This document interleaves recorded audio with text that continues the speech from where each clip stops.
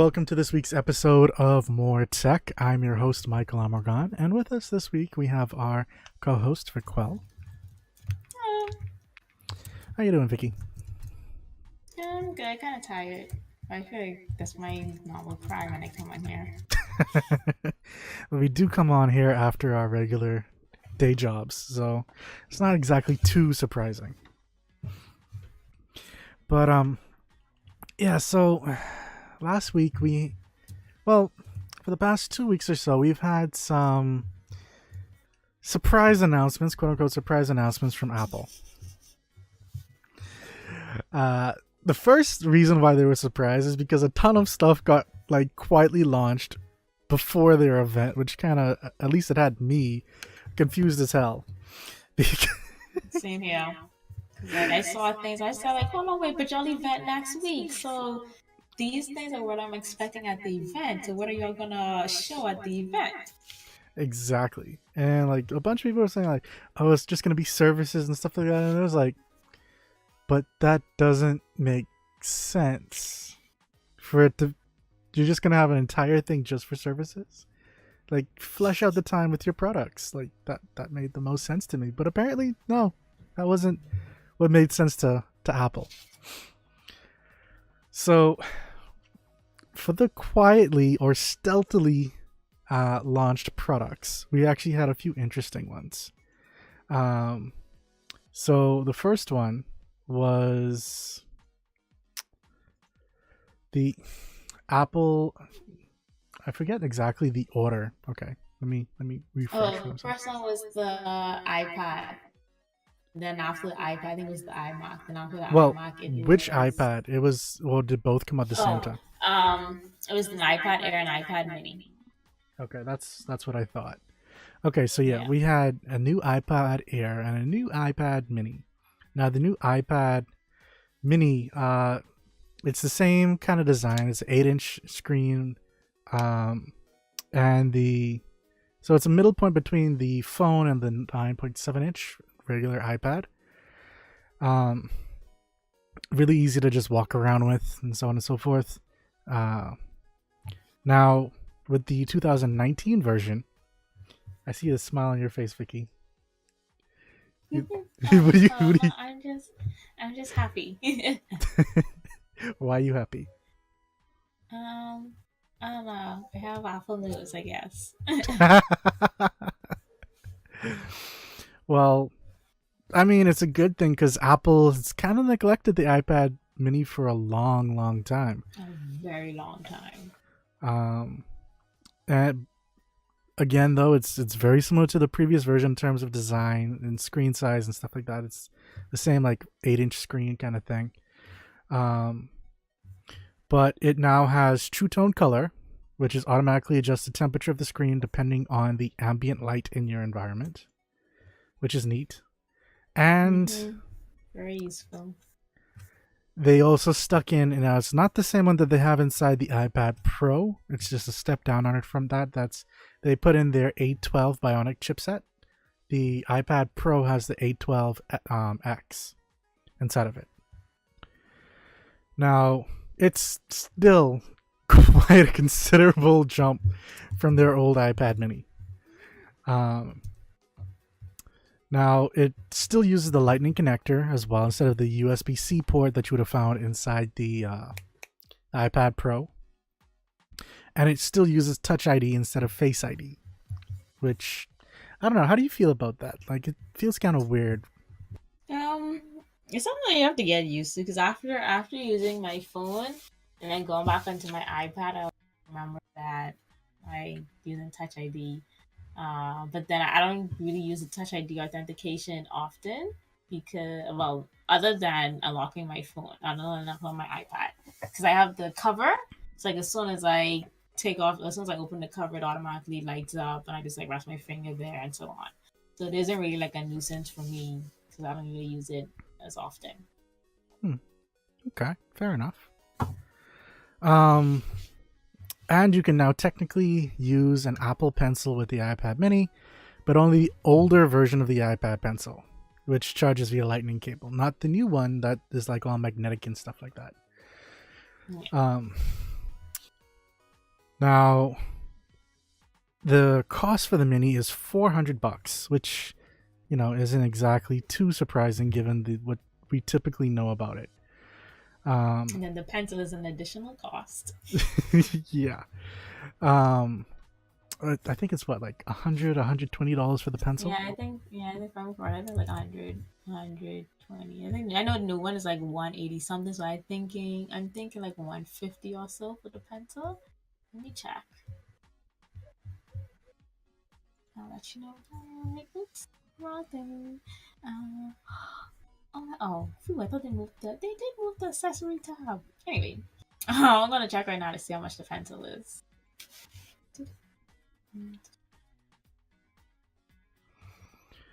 Now, I do know that while you do that, they also came up with another one of their accessories, a new version of it called AirPods. Actually, hold on. Let's continue with the iPads. Just clear that out one time. I'm getting a little bit ahead of myself. Yes, so I have the Air now. Yes. So we have The first gen pencil is $100 plus tax. So it's like 120 something. Yeah. So we were kind of right. Now, the iPad Air has been definitely been left behind for some time now.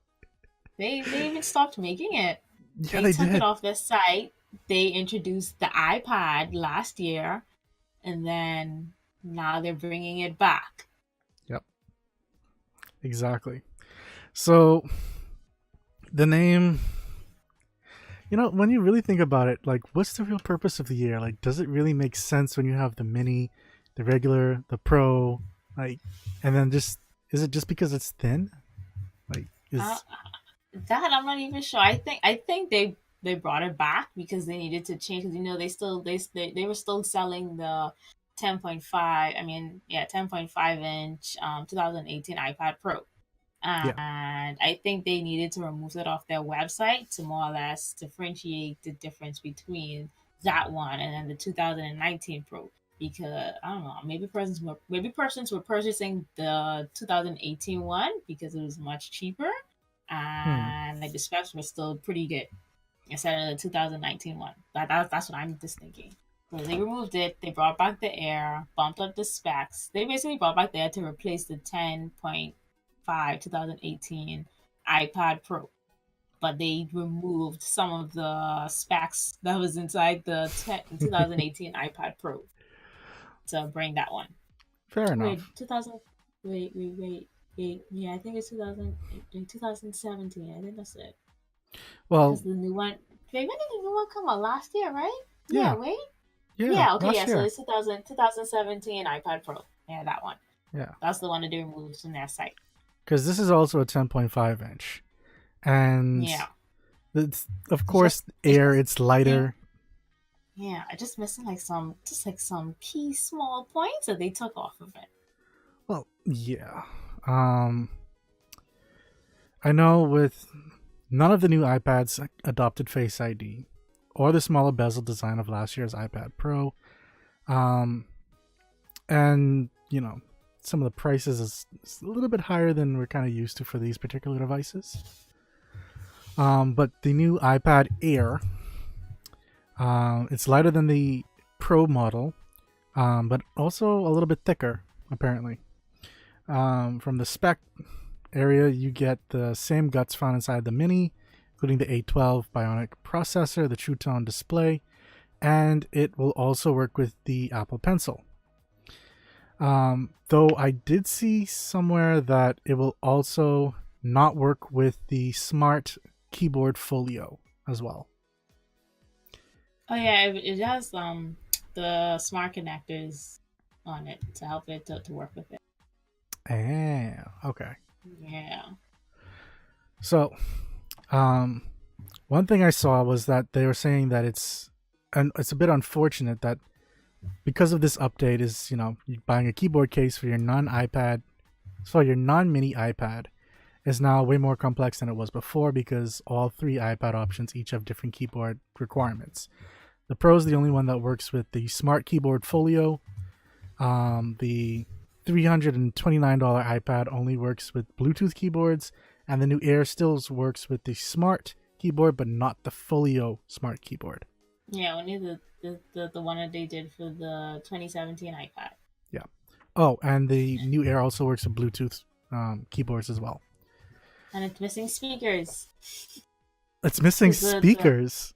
yeah, so my iPad has 4 speakers, if I remember correctly.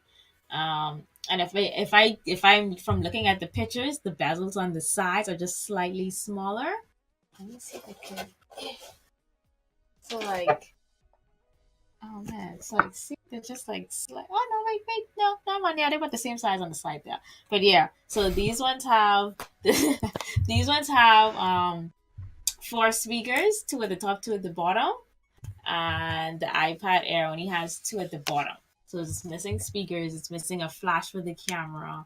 Um, Actually, don't. I think those are all the main noticeable things that I realized that it's missing. I haven't like checked anything else, and the prices is different as well. Yeah. So this is like, I think, and I also think they adjusted their lineup to match their MacBook lineup as well. Because you have the MacBook, you have the Mac. Yeah. Okay, that makes Yeah, sense. you have the Mac Mini, you have like the Mac Mini over there with the iMacs. But yeah, you have the MacBook, you have the MacBook Air, and you have the MacBook Pro, which is kind of sort of the same thing for the iPad. You have the iPad, iPad Air, iPad Pro, and I'm guessing because I saw the video today, and they kind of put it in like a really nice perspective. Whereas the iPad Air is for persons who want an iPad to do iPad things. So like basically like just use it to watch YouTube, Netflix, jot down some notes or whatever, like just like the usual tablet stuff. Whereas the iPad Pro would be for persons who want to do more, who are basically trying to replace their laptop with their iPad. So like you're trying to do more pro stuff with the iPad. So like editing videos, photos, audio, stuff like those. So I guess that's like a good way of placing it. And then like the budget iPad is for persons with smaller pocket but would like to have an iPad. So I guess you could throw them at your kids, whereas you don't trust your kid to have something with like high specs that costs more. Just throw them like their regular iPad. Fair enough.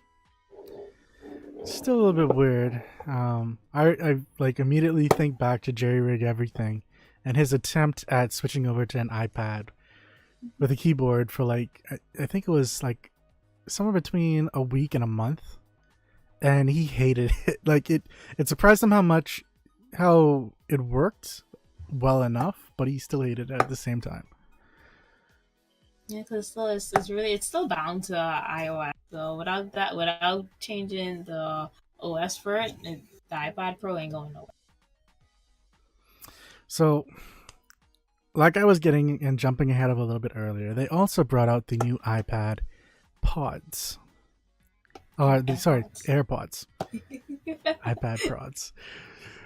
That's gonna be their next thing, the little pod for your iPhone. But essentially, these are a revamped versions of the original.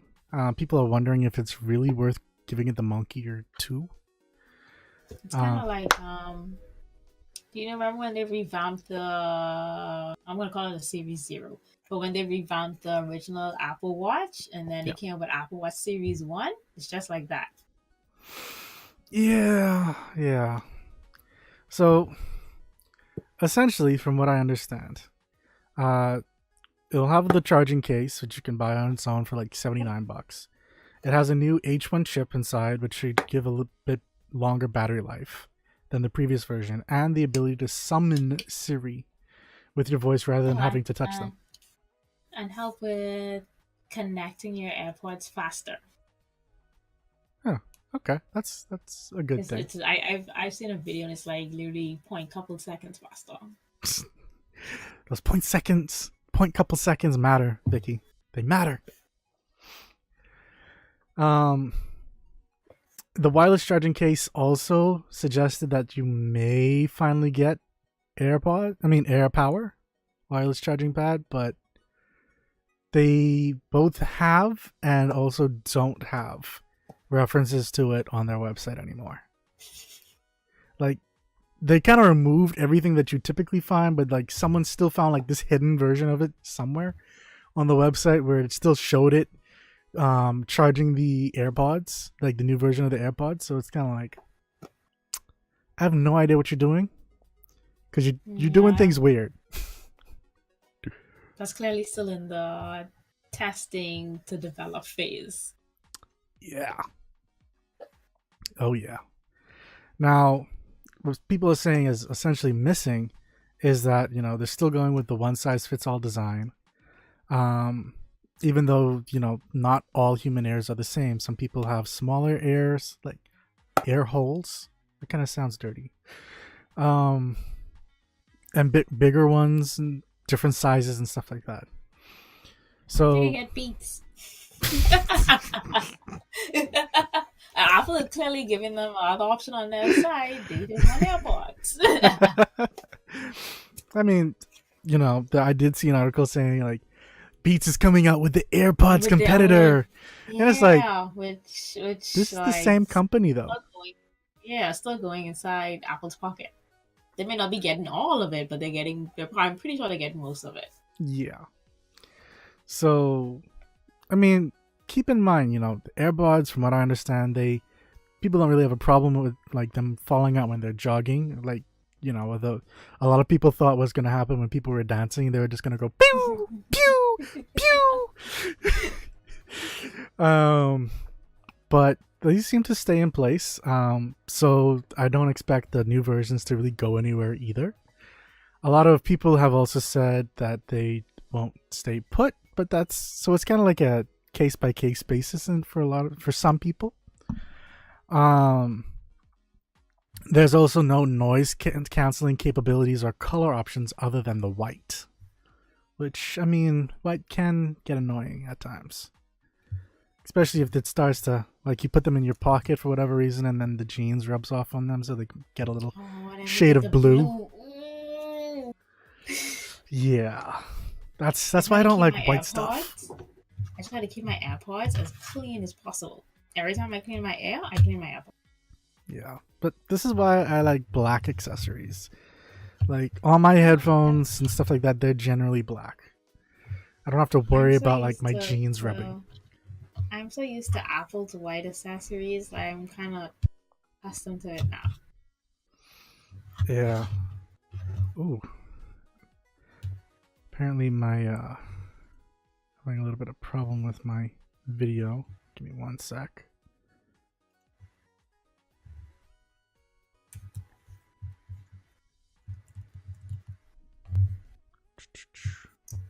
Okay, there we go. Now, what they were also saying is that it still also doesn't really have anything like replaceable batteries. You know, these batteries are sealed inside of the devices and the charger, and that they're quote unquote built to self-destruct within 2 to 3 years, meaning that, you know, they're not going to hold the battery life, or they may actually explode. You never know. I know a lot of people have been saying that their AirPods that they got from the first year that came out have started to die, and so they now need to go and buy new ones, which is kind of like mine in 2016, so I've had a year use so far. So that means I have to change them between this year and next year. Pretty much. And I'll wait for the third generation. Fair enough. But that also becomes a little bit of a, what's the word? A fire concern for recyclers and trash collectors. Because when you just throw them out, they may leak, they may catch fire, so on and so forth. So we'll have to see what really happens with that kind of stuff too. Which return them back to Apple. Is the reason why Apple has that system. Recycling, yeah. If you got to go there to replace it, might as well go there, replace it, and return them at the same time and get your little 10%, well, $10. So I'm pretty sure they're not going to give you more than like, they're going to give you like maybe $50 or $10 for returning it, for all of that. So cheapest, you just take that and put it towards getting the new ones. Pretty much. And lastly, for the hardware stuff, we haven't gotten to the software stuff yet. But for the hardware stuff, we got some iMac updates. So it's kind of weird because typically this stuff is generally done at WWDC, DC. but they launched it before a keynote, which is well before WWDC. So it's kind of weird. Anyway, so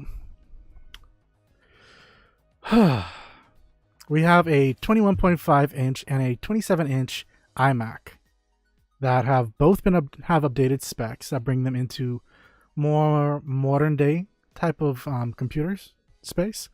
They have a new Intel processor and AMD graphics card, chips. The 21.5 inch machine still has a 4K display, but now lets you choose from the 8th generation Intel Core processor. So that's the i3, i5, i7, depending on how much cash you're willing to spend. And you can go up to an AMD Radeon Pro Vega 20 GPU, which is a pretty decent GPU, in all honesty, for a laptop. And not a laptop, but for a desktop. The 27-inch iMac also has some more higher end stuff. All standard models come with Core i5, but the top tier ones use the newer 9th generation chip instead of the still current 8th gen. So you're gonna get a little bit more bandwidth for your stuff. You're gonna get a bit more speed. The bus is going to be a little bit bigger, meaning that you can start to run more stuff on it without it starting to slow down, essentially. Now, so if you like a ton of performance for things like video editing and like movies and audio and just encoding and stuff on a whole, even making games, then you can really go all the way up. It'll cost you about $400 on top of the $2,299. But the most expensive model that they have is one for $5,249, which includes the fastest processor, 64 gigs of RAM, a Radeon Pro Vega 48 graphics processor, and a 2 terabyte solid state drive, which is actually a lot for an iMac, if I remember correctly. Like the solid state drive. Am I wrong with that, Vicky? Like, what's the average for that? The average. So hard drive space. The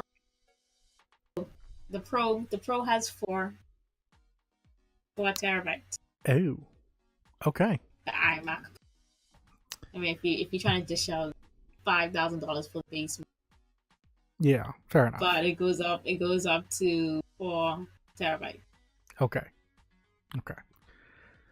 So some stuff that's missing now from these is that we have, of course, it's taken it a little bit longer. The new iMacs still don't have Touch ID for entering passwords, making payments, even though many of the Mac laptops now come with them. There's no face. They'd have to change the whole keyboard. Mm-hmm.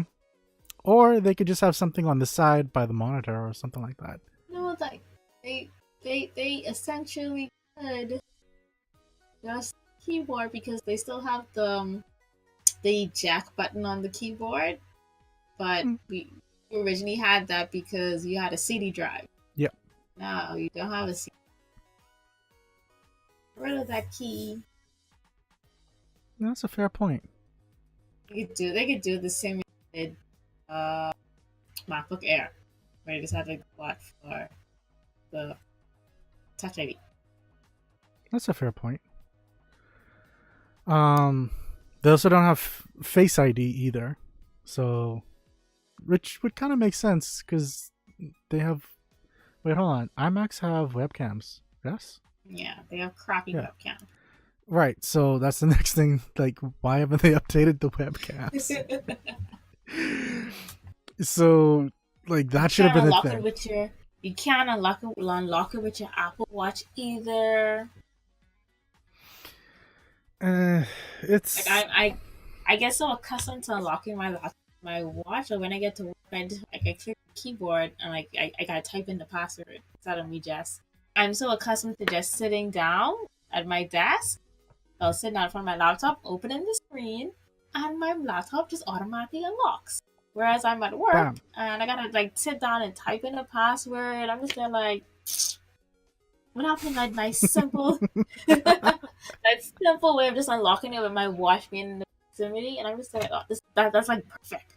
Like, I don't have to type in a password. The only time I type in my password is when I first turn on my laptop. But other than that, I just sit down, open it, and boom, my watch is unlock it. That it's all just so simple. Live it into the ecosystem. And now we get into the services, which is actually what they actually talked about at their event, which again surprised a lot of people. Though, technically there was still this hardware thing that they did come out with, in a sense. It's called Apple Card. It's pretty much the only hardware thing that they actually came out with. And it's something I think they've been working on for a while, especially since Google has technically had like their Google Wallet card from like 2016, which was only really trialed and tested inside California. But I'll bet you this that Apple Card is gonna kick off better than Google. well, it's a different like time, and it's like almost like a different era in a sense. Like Google was just testing out the waters, and Apple's actually just going full forward into it. Which I mean, it seems like it would make sense to actually do this. Google, I hate to say this, but Google acts a lot of ways like a springboard of innovation for other companies to then come out and actually take over. Alright, I gotcha. Which irks me as like someone who uses Google products and Android and stuff like that, because it's like, yeah, this was actually a cool idea, and then you guys killed it and didn't roll it out everywhere, and then it just kind of you stop talking about it, and then 3, 4, 5 years later, some other company comes out and is like, "Hey, we're doing this," and everyone's like, "Oh my god!" Like, and Google's like, genius. "Oh, we did something like that, but we're not going to talk about it at all. Like, that's in the past." Like, why? But yeah, so this new Apple Card, it's going to be their new credit card system that does not have any pins, CVCs on it, or your credit card number either. It doesn't have any of that. It is quite literally going to be just a card that has your name on it with a pin, the chip and pin, Apple logo. And the Apple logo. Nicely engraved with a nice video showing engraved it. Yes. They always have nice videos. Like, I always have to give Apple that. But essentially what it is that you can sign up for an Apple Card right on your iPhone and start using it immediately for Apple Pay purchases. And it was in partnership with Goldman Sachs. Now, you can make digital payments with Apple Pay using the card, but for non-Apple Pay payments, Apple is giving customers a slick titanium card with no visible credit card information, like we mentioned earlier. There are some caveats, though. You only get 1% cash back for using the standard card purchases. You get 2% cash back, though, for Apple Pay purchases and 3% cash back for Apple purchases. So if you decide to like spend $10,000 in Apple and essentially buy 3 products, then you're going to get 3% back because you're buying from Apple. Now, cashback was provided to you on a daily basis, so you can use it for paying your balance, making purchases, or sending Apple Pay cash inside iMessage. There are also unique budgeting and tracking tools for monitoring spending, along with support via the Messages app. There are no fees, and Apple plans to offer low interest rates. Do you remember like what kind of interest rates they had said? Did they actually say interest rates? No, I think that. Oh wait, the interest rate depending on how much you want to pay. So let's say the less you pay, the more interest rates, the more interest, pay. So let's say your bill is like $1,000, pay 500. Your interest for paying 500 is going to be your interest for paying like 900. Okay. Okay. Hmm. That's decent. But like they have like this little diagram on the app that you could rotate it to show how much you want to pay, and it's going to show you your interest in like the underneath it. Yeah. So I mean, overall, it kind of seems like they're becoming like a cross between credit card, Apple Pay, Mint. And a budget.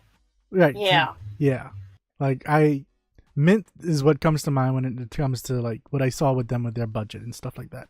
Either Mint or something like some version of Quicken or something like that, like the budget version of Quicken, which is essentially Mint. I don't really think about it because it's the same company. Then they decided to come out with their services, and the first one they came out with was Arcade, which is essentially their, people have been calling it the next Netflix for gaming. And I was whelmed. I was not overwhelmed. I was not underwhelmed. I was just whelmed. Because essentially, and a lot of people are starting to try and push the term cross-platform again. I just want to clarify that this is platform in the sense of form factor, not that you're going to be able to play it on another platform itself. Essentially is that you're going to get access to more than 100 iOS games from publishers like Disney, Sega, Lego, Cartoon Network, Konami, and more when it launches in over 150 countries. Apple has not announced pricing. They actually did not announce pricing for anything at this event. Oh, mine is like Apple News. I think they announced one. And the subscription price.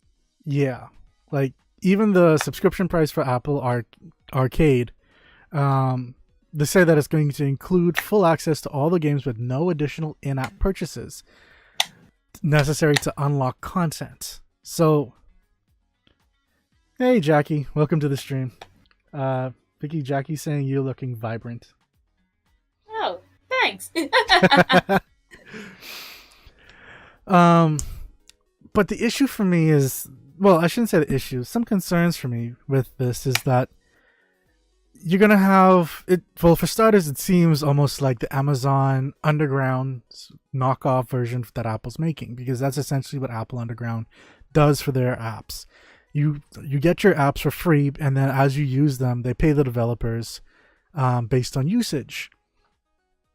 And this kind of feels like it's going to probably end up becoming the same way, where you pay for the service, and then as you use or play the game, then they pay out the developer based on how long you play the game. Which, for the developer, if I end up, I'm really wondering if it's going to end up like breaking even for them at this point, because sure, it's Apple versus Amazon, but like, if you're really, because I noticed they got the guy, if I remember correctly, who made one of the Final Fantasy games, and like, if they have him working on a game, that's got to be expensive.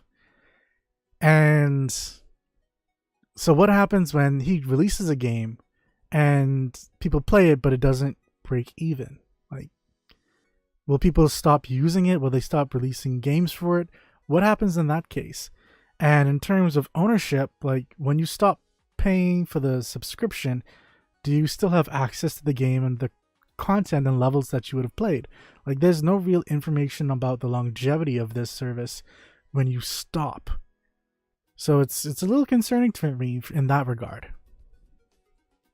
What do you think, Vicky? I understand where you're coming from, but I think from Apple's perspective, we're just looking at that. This is something they said, like, announced it. But I think they're looking at how popular their games section is on the App Store right now. So they're just like the popularity that they see from the App Store. especially a person get their kids like iPads and stuff like that. They used to do like the subscription on their iPad. Their kids download as much game on. They want. Okay. Yeah, I don't really play game on my phone, but that's because I don't really have time to. I mean, But I have some kid, games on my iPhone, but it's not like a whole bunch. Like I have Hearthstone, Injustice 2, Vainglory, Pokemon Duel, and that's actually it. I have zero. I had some, but like they never seem to keep my attention for like a month or so. So I just took them after they keep my attention. Now, if I ever introduce Hold on. socialize on. Now what? Like you cut out. Oh, I said now that if I have the need to like do something else other than socialize on my phone, I go read a webtoon and call it a day. Webtoon is probably the app that Addictive. eats up most of my time. Like I'll be up late at night just reading webtoons. Yeah, like just like easy scrolling down. Very Yeah. addictive. And then when you get to the bottom and you finish the chapter, just continue On down and it to the takes you to next the one. next chapter and it's so nice. But we also have some new Apple TV stuff. So we have a new Apple TV app, which will be available on iOS devices, Apple TV, Mac in the fall, which is new. And we're going to be getting it on some third-party smart TVs like Sony, LG, Samsung, and Vizio. Features that how should I put it? They essentially are saying that the features are better than ever when it comes to recommendations built on machine learning, and a new channels option that will let you subscribe to and watch content from providers like Starz, Showtime, and HBO, along with a few others. They did also mention that they were going to be tying in to some cable providers in the States, but that's again some cable providers and in the States.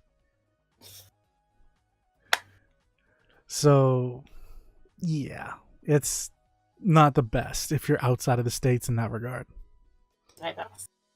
Pretty much. I literally do not touch my Apple TV app at all. Well, yeah. That's kind of sad. I usually like if I watch something on like Hulu and so on, like it only. Yeah. I was saying that it usually shows like my up next for mainly Hulu and Crunchyroll and maybe Amazon Prime. I have to test it, but it shows my up next. Like as soon as I turn on my Apple TV, it shows my up next there. But I never go click it. I always go. I always scroll down to where the app is that I want to look for and select that instead of me actually physically pressing up next. So I think they're trying to get a person to interact with that section more by updating their Apple TV app. Now, correct me if I'm wrong, Vicky, but their new revamp, does it not remind you of Netflix? Yeah. Like they took so much from Netflix. Like even the skip intro button and everything like that is like, you took that from Netflix. Your design, you took that from Netflix. Some of your shows, you took that from Netflix. It's like,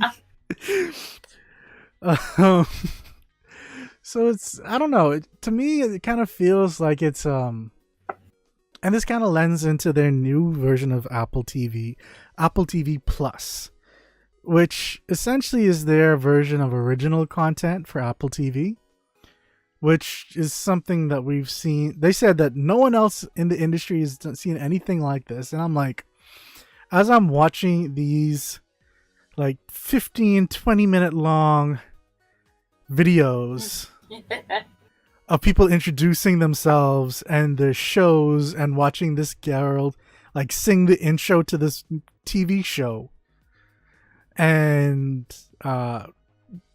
just like everything else, including like them having a special section just for Oprah. At the end of it, I still didn't quite know what the hell I was watching, what this product and service was, until I did a Google search, and it said, "Oh, this is the original content," and I'm like, "You could have said that from the beginning."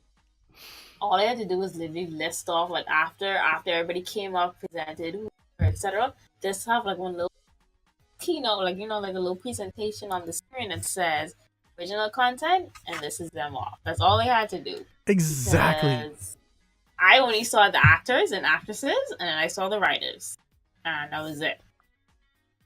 It, Then I think then they after everything they showed like a trailer for montage. something. Yeah. Yeah, and that's how I realized, oh, okay, this is what they're acting in, etc. That was too long. Quite literally, it was too long. Like, I did not need to. Because I was standing up at someone else's cubicle and, like, we were watching it there. It's so And. nice to watch those things at work. No comment. Um, but, like, we were watching it and, like, we were both confused because we didn't understand what the hell this thing was. And then it was like, this is going on for too long. And I'm like, surely, like, the screen goes black. And I'm like, surely they're going to come out and say it. Then it takes a little bit too long. I'm like, no, they're waiting for someone else to come out. And then someone else would come out and do another one. It's like, ah! Oh my gosh. It was frustrating. It was vexing. And I eventually, like, I left during Oprah's Zone because I was honestly worried that she would then lead into someone else. Nah, Oprah, they saved the best for last. I Clearly, because know, that introduction she had clearly showed that she was the favorite out of everybody. you know what's surprising to me though? Like the part where they showed her from behind and in the white outfit. And I was thinking to myself, I didn't say it out loud, but I'm like, is that Oprah? That looks like Oprah. And then lights came on. There was Oprah. Boom, it was Oprah. But But the video they did showing the writers and the directors, I think that was the best one compared I to having the actors and actresses come up on stage. I think they could have just left off with that. Have the listing, and then just have Oprah. Like that would have been fine for me. Or maybe just like have the as they announce the shows, have the actors and the Trailer writers and play stuff or like that. something. Something. Kind of like an awards. So it's like, and inside here we have this TV show with actors so and so, and they walk on stage and just do a lineup kind of thing, and then maybe walk off or stay there. I don't know, but like it would have been so much better if they'd just done something like that instead of like having Jason Momoa say "Close your eyes and imagine a world where this is how you Yeah. are and it's decades long and so on, and now open your eyes." And it's like, I just did not do any of that. Why did you even try?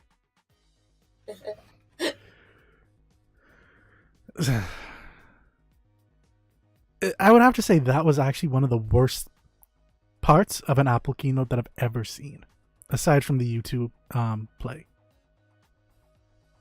And that's a little bit controversial because I know some people really love YouTube. But yeah, I mean, overall though, Vicky, like what is your general thoughts on how they handled Apple TV Plus. the entire thing, like the entire actual event?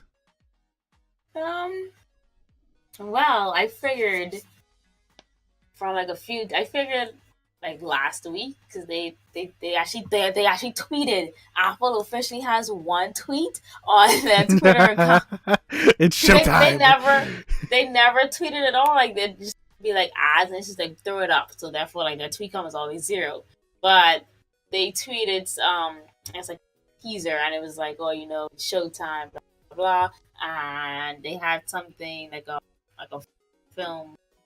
I think it's like a film countdown or something like that. So Yeah. when I saw that, I was like, okay, clearly it's going to officially be there are different services. I'm expecting video one that everybody's being about one. Then their opening was like a bunch of colors and like I'm already thinking, okay, it's gonna be film. From like Yep. as soon as I saw the opening, I was like, I'm getting semi like James feel or whatever. So I was like, this is gonna be film stuff. And they started talking about the news, and I kept going on about their different services. I'm probably not gonna use it now, but I will watch other. I'm going to use the new Apple TV app because it's gonna connect with like already streaming services that I already use. So I'm highly going to connect with Netflix. So it hasn't yet, but so far it works with.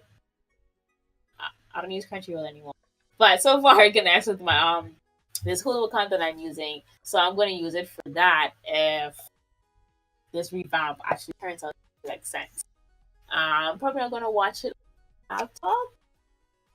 I use it, but I do like how they adjusted and they tweaked. But on the top of them updating the application when iOS 12. 12.2. Anyway, yeah, when iOS 12.2 came out on Monday, they also updated the Apple TV widget for Control Center and on the lock screen. So now, if I'm watching something on my Apple TV, I can control it just from like my screen. And they adjusted the Apple TV Control Center display, and the image is actually an Apple mode TV, and it's full screen now. It's taking up more. It makes more sense to make full screen. You can control the Apple TV from there. So now they updated everything. I can use the phone on my phone now because I always used to use. I always used to use the remote, and I always lost it sometime in my somewhere in my bed. I always use it. Now I can. Now you can what? Sorry. Now I can just use my phone. Now they fixed the app. Juan is saying that it's 1 a.m. where he is, and he's happy to be here. And he hopes that we both are doing good. Juan, I am doing well. I appreciate you always coming on whenever you can to watch the show, especially given your time zone. 1 a.m. 1 a.m. You're asleep? Yeah. Yeah, for the most part, that's generally me, unless I'm reading webtoons. But yeah, I somehow like to. Oh, I think that they also do Apple Plus, which is be adding a. So I think that they slightly adjusted the kind of Apple News, and they also added the Plus, which is like a magazine subscription. Oh yeah, there was that whole magazine thing. Yeah, you're right. Yeah, if I remember correctly, it's like 10. Before my site tripping out, that I don't know if anybody remembers when they did they had like the newsstand app when they first like was thing, and rid of the newsstand app and replaced it with the magazine. I mean the Apple News app. Yep. So in my head, I'm thinking that Apple News Plus, the subscription service, is more or less them bringing back the newsstand app and keeping Apple at the same time. So it's gonna offer like magazines within the app that they already have, which they essentially. I'm not really a big magazine person, so I'm not gonna read it. But if you are interested in magazines, the subscriptions there should be coming out already. I think it's about $9.99 for a trial. I mean, $9.99 subscription, and I think you get like a 1 month trial directly. I feel like we're still missing something. Was there anything else that they mentioned at the event? I think that's it. I think Apple TV. Apple Arcade. Yes, that's it. Okay. It was like a simple event that took like what? It was a simple event that could have probably been done in 15 to 20 minutes, but spent like an hour and like 30 minutes. Maybe. Yeah. Like I could have been done. I could have been done in an hour. It was needlessly long. Okay, yeah, so we've got News Plus. There's a button right there. And then you can eventually see some magazines when this thing decides to load. There we go. And then it has sport figures. So, like, sports illustrated data on the mound. Focus on flavor. Meet the teen who started $1 million candy company. The new rules to salad, so on and so forth. A new issue from The Hollywood Reporter. In this issue, it gives all the information about what's inside that magazine. Then you have the Wall Street Journal and articles from there. Profile in Power, an article from there. Health, articles from different places like Vox, Apple News Plus, Fortune, Newsweek. Then you have Simply Stunning with a really nice photo, like really nice photo. I was looking at that one. Saying the rethinking the definition of beauty. Then At Home, inspiration for personal space. They're bringing up stuff from Real Simple, Money Magazine, Better Homes and Gardens. Then new issues like Runner's Magazine, Runner's World Magazine, I should say. Then healthcare hacks from places like Vox, Food Network, Martha Stewart, Garden and Gun, which I think is supposed to be like a more manly show, I think, quote unquote. They have a science section so you got stuff from Alta, Prevention, Oprah Magazine, so on and so forth. Entertainment from like Billboard, so on and so forth. It's a pretty neat revamp to the whole magazine thing. And of course, at the top, you can also like choose which categories by name, if you want to go by featured, or particular like a genre like food or cars or entertainment, that kind of thing. And so if we click on entertainment, we'll see different magazines like People, New York Magazine, Vanity Fair, Entertainment Weekly, so on and so forth. If you click on one of those, like if we click on the Hollywood Reporter, it gives us the cover, and then information about the different articles that's inside of it. If you want to click on one of those, then it starts it off, and then of course if you don't have it as of yet, they say you can try it for free or buy it, so on and so forth. I'm not going to do that, and that ends this demonstration. But yeah, guys, that pretty much covers it for this episode of MOAR Tech, or at least the Apple stealth releases and services event. Oh, and they'll also be having Steven Berg work for their streaming service. Steven, you mean how Steven Spielberg's working for them? Yeah. Which is kind of odd considering how he was fervently against like Netflix and stuff like that. On Netflix. And like making sure they don't get awards and stuff like that. It's like, and now you're working for a company like Apple, which is essentially the same thing, just has more money in its pockets. Sales for the iPhones went down, so Apple is basically bombarding everybody with the streaming service stuff.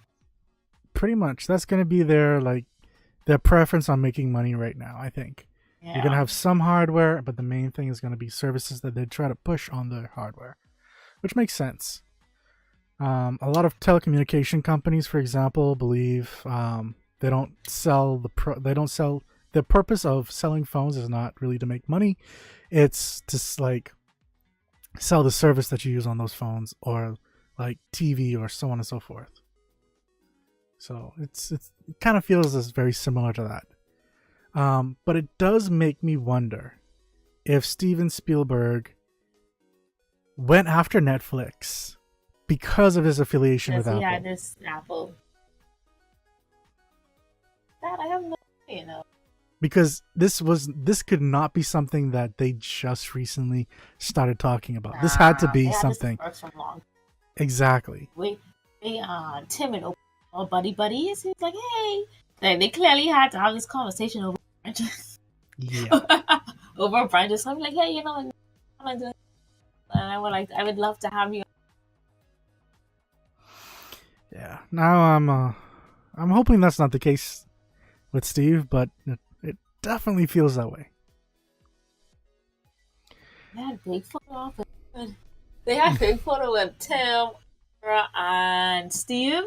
Like they were in the elevator together, like leaving the Steve Jobs theater that was going up, and they're just explaining to him and everything, and Steve just can't.